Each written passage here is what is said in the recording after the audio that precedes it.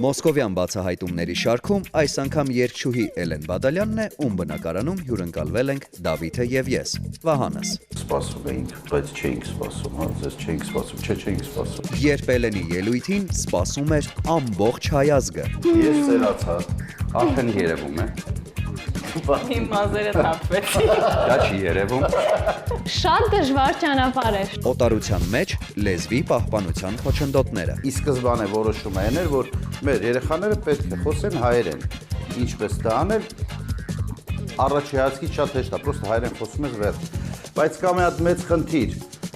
Դուրսը ուրիշ լեզու է։ Եվ վերջապես բոլորին հուզող հարց. ինչի համար է ծախսվել հեռուստաշոուում շահած գումարը։ Մեկնեցինք Դուբայ։ Վերջում այդ ամենալավ պահն է։ Չէին սպասում երգչուհի Էլեն Բադալյանի հետ։ Կիրակի ժամը 12-ից դիտեք միայն Չէին սպասում կետեյեմ կայքում եւ մեր պաշտոնական YouTube-յան ալիքում։ Հաղորդման գործընկերներն են Մարանիկ ընկերությունը, Ընտրյալ հատիկ, համի գաղտնիք, Մարանիկ։ Լիա գրուպը իր Սլաբադա ապրանքանիշով։ Мужику нужен настоящий ужин.